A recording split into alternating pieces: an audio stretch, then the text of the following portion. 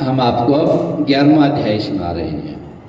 एक समय जब समुद्र का पुत्र जलंधर अपनी स्त्री वृंदा के सहित असुरों से सम्मानित हुआ, सभा में बैठा था, तभी गुरु शुक्राचार्य जी वहां पहुंचे, जिनके तेज से सब दिशाएं प्रकाशित हो रही थी। तब गुरु जी को आता देखकर असुरों सहित सागर पुत्र ने उठ करके बड़े आदर से प्रणाम किया है। तेजस्वी गुरु जी ने सबको आशीर्वाद दिया, फिर उनको एक दिव्य आसन पर बिठा करके सब दैत्य यथास्थान पर बैठ गए हैं।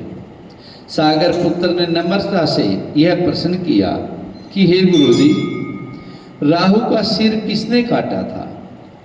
आप हमें यह बतलाइए। इस पर श्री शुक्राचार्य जी ने विरोचन पुत्र हिरण्यकश्यपु, उसके धर्मात्मा पुत्र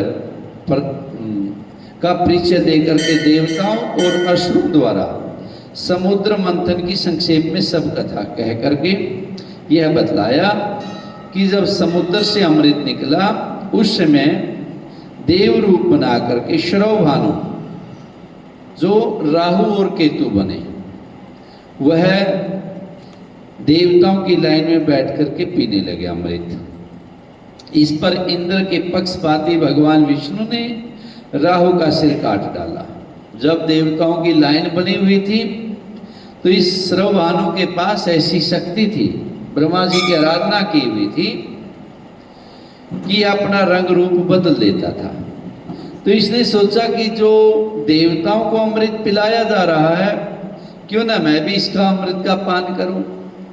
जहां सूर्य और चंद्रमा बैठे थे उनके बीच में जाकर के बैठ गया, और जब चंद्रमा ने देखा कि ये तो राक्षस है, उस समय भगवान ने जो है अमृत उसको दे दिया था। हालांकि परमात्मा जानते थे कि ये राक्षस है, फिर भी भगवान ने संकेत दिया कि पंक्ति भेद नहीं करना चाहिए। जो पंक्ति भेद करते हैं वो अंगहीन हो जाते हैं। और जब चंद्रमा ने बताया महाराज ये तो दैत्य है, धोखे से इसने अमृत का पान किया है, तो भगवान ने क्या किया, उसका सिर धड़ से अलग कर दिया। बाद में इनको बुलाया गया, सिर को भी और धड़ को भी। सिर जो है राहु बना और धड़ जो है वो केतु बने। दूत को बुला करके गुरु का कहा हुआ यह वृतांत सुनाया। तब आज्ञा दी कि तुम शीघ्र इंद्रपुरी में जाकर के इंद्र को मेरी शरण में लाओ। क्रोधित हो गए जलंधर जी अपने पूर्वजों की कथाएं सुन करके। धसमर जलंधर का बड़ा निपुण दूत था। वह शीघ्र इंद्र की सुधर्मा नामक सभा में पहुंचा और उसने जलंधर के शब्दों में इंद्र से कहा, ए देवता धाम, तुमने समुद्र को क्यों मथा? मेरे पिता के सब रत्नों को क्यों ले लिया? ऐसा करके तुमने अच्छा नहीं किया। यदि तू अपना भला चाहता है तो उन सब रत्नों सहित देवताओं के साथ मेरी शरण में आ, अन्यथा हे सुराधाम, मैं सत्य कहता हूं तेरा राज्य ध्वंस कर दूंगा। इंद्र यह सुनकर के बहुत विस्मित हुआ और कहने लगा कि पहले सागर ने मेरे भय से सब पर्वतों को अपनी कुक्षी में क्यों स्थान दिया और मेरे शत्रु दैत्यों की क्यों रक्षा की? इसी कारण से मैं उनके सब रत्न हरण कर लिए हैं। मैं सत्य कहता हूं कि मेरा द्रोही सुखी नहीं रह सकता। इंद्र की बात सुन करके वह दूत शीघ्र ही जलंधर के पास आया और सब बातें उसे कह सुनाई, जिन्हें सुनते ही दैत्य क्रोध के मारे अपने होठों को काटने लगा और देवताओं को जीतने के लिए उसने उद्योग प्रारंभ कर दिया। फिर तो सब दिशाओं तथा पताल से करोड़ों दैत्य उसके पास पहुंच गए।